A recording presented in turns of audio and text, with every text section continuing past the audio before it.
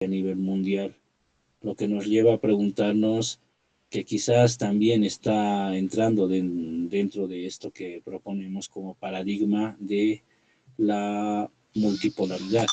En términos de religión, también entonces quizás estamos a puertas de ser testigos de este tipo de fenómenos. Bueno, compañeros, cedo la palabra si alguien quiere levantar la mano, intervenir, preguntar al compañero José o dar también su parecer acerca de la actualidad, de la crisis, o podríamos estar también totalmente equivocados y puede haber otra perspectiva u otra interpretación a partir de lo que es esto que se ha venido a llamar como la Iglesia Católica.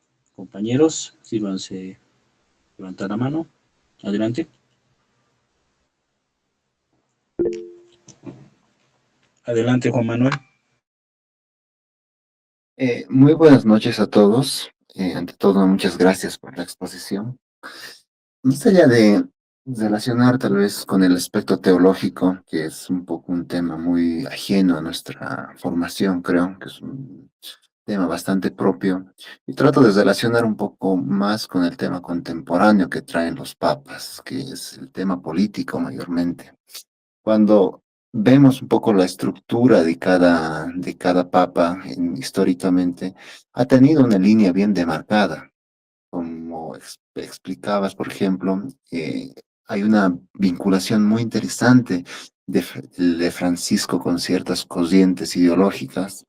En este sentido, en primer lugar, eh, yo quiero remontarme a una pequeña entrevista, creo una conferencia, si no me equivoco es por la educación de Enrique Dussel, quien mencionaba ya hace tiempo, hace muchos años, que uno de sus alumnos que escuchaban, por ejemplo, sus inicios de su trayectoria, era Bergoglio, aun cuando era prácticamente un simple miembro de su iglesia. Entonces, ha estado muy vinculado a esta nueva filosofía, o sea, podría decir esta filosofía de la liberación, la teología de la liberación, asimismo ha tenido mucha vinculación hacia estos segmentos, como Juan Pablo II también ha estado muy vinculado al tema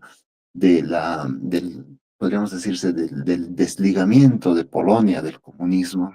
Entonces son actores políticos fuera de todo, muchos de estos, y que los revolucionarios podríamos decir que en Bergoglio se encuentran que este tenía esta postura bien marcada con la izquierda política, con la izquierda contemporánea y en sus encíclicas, por ejemplo, en Laudato Si, que creo que es la más famosa que saca, es una de las que ha recibido mayores críticas por el sector conservadorista, especialmente ya sea en el sector europeo o el mismo segmento estadounidense. El punto al que quiero llegar es que a veces cuando vemos la estructura del Papa, no tenemos que desligarnos, por ejemplo, del aspecto político que hay en cada uno y simplemente tal vez como no sé, como una pequeña relación para acabar. Quisiera tener que hacerlo con Gramsci.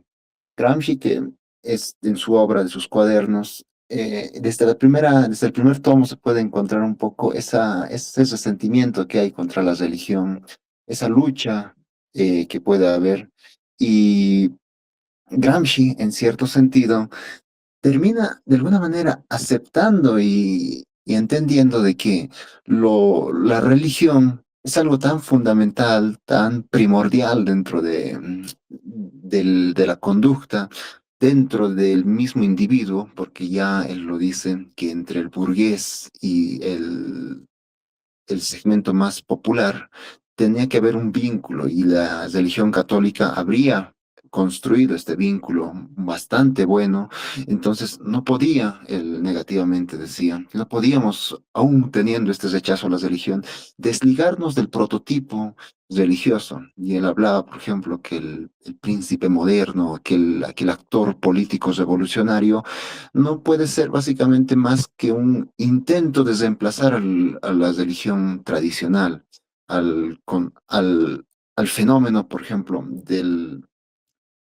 del sujeto que va a reemplazar estructuralmente, ya sea un aspecto político, un aspecto cultural y muy específicamente un aspecto ético, que tenía que reformarlo y crearlo, y ahí hacía su crítica al marxismo que se desligaba de la religión completamente o simplemente caía en una mera crítica absurda que no podría convertir, o sea, no tenía que tener esta relación directa con la religión.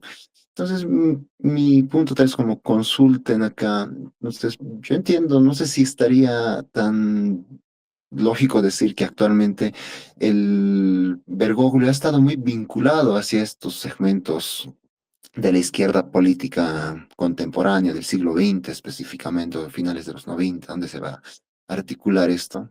Y no sé cómo lo ves, que se va, si hay realmente un vínculo directo, simplemente hay una reinterpretación de la iglesia, que es lo que ha trabajado la teología de la liberación en muchos casos, esa nueva visión y esa nueva postura que la iglesia habría tenido a lo largo de los años y que no ha podido ser analizada, porque siempre ha estado tal vez vinculada con ciertos segmentos más propios de la burguesía, lo han subyugado, lo han arrastrado. Entonces sería como mi consulta tal vez. Y es todo. Muchas gracias. Sí, José, ¿quieres agregar algo? Claro, podríamos decir, como mencionaba Manuel, eh, siempre ha estado, cada papa ha estado alineado siempre a algo, desde que hemos podido ver.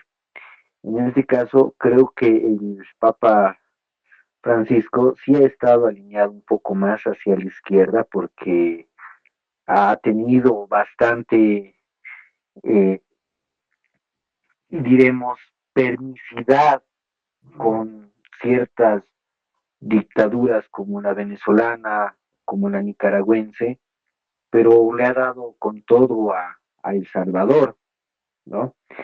En esa concepción del mundo podemos decir que es una práctica manifiesta mediante la acción política. ¿Qué quiere decir esto? Que la religión no está alejada de la política, va a estar inmersa en esta, porque también es importante que los religiosos tienen ese sentido común y se alinean con personas que ellos vean conveniente, que estén eh, a,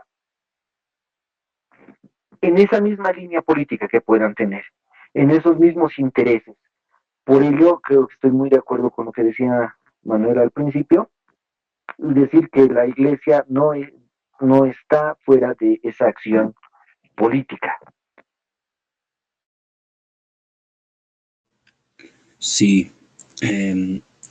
También tendría de mi parte una consulta, ¿no? Con esta previa introducción.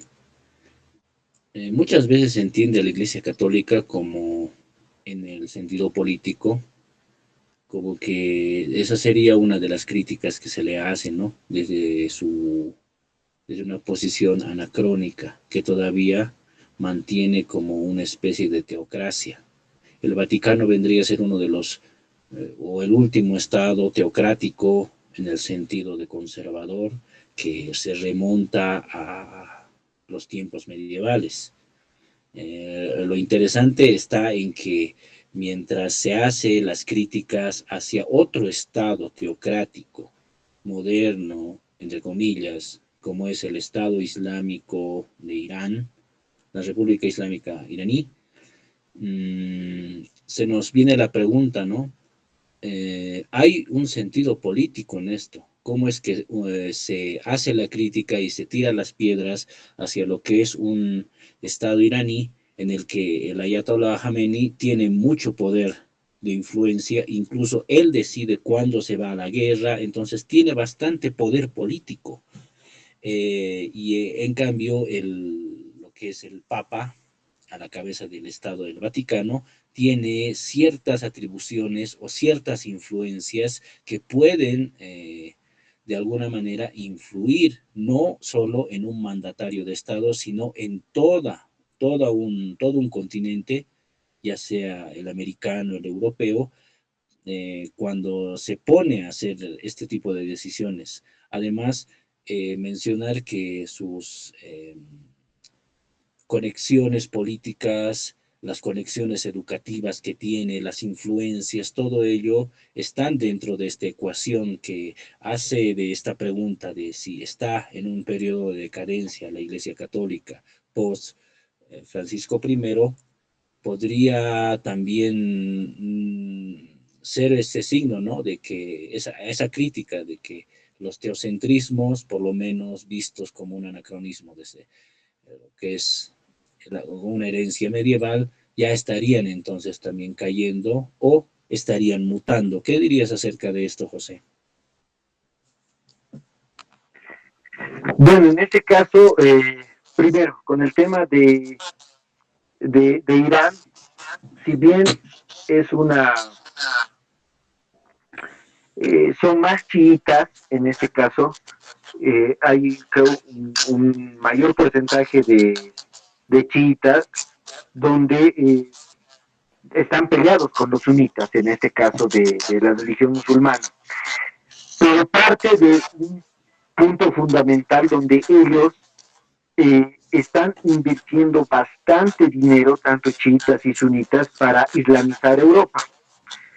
Ese punto sería algo que en Europa está desgastando la religión católica, que en algunos, si sigue este procedimiento, como lo estamos viendo, el futuro de Europa es islámico y su presente es de gente que va a desaparecer, ¿no? En este caso, creo que esa propaganda que se tiene de la religión islámica es muy fuerte, donde incluso lobbies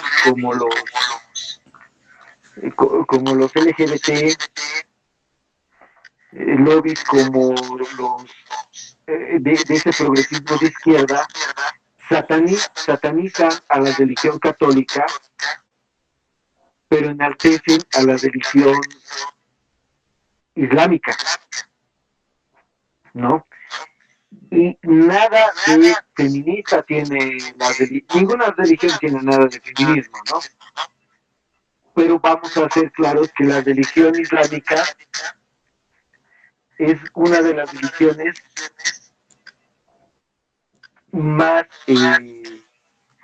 arraigadas y poco interpretativas en la religión, en su religión. Entonces, en ese golpe cultural que hay entre religión católica, islámica, me parece que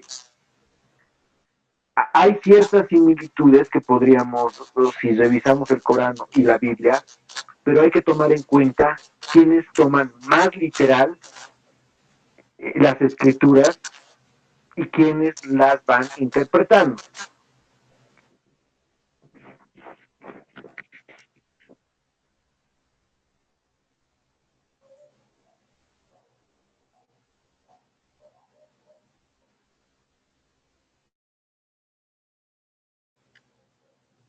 Sí, José, se te cortó. Perdón, y para terminar, solamente justamente tengo una sura, la sura 434, la buscan del Corán.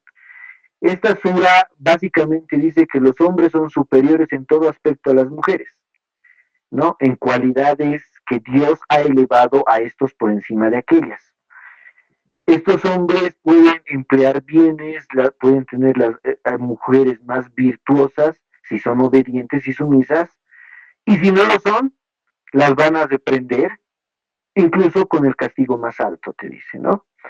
Entonces yo creo que en este momento, especialmente Europa, está si queremos ser justos, en el bando equivocado, porque están llegando a eliminar una religión católica para entrar a una religión islámica donde es aún más brutal, más literal en el tema de que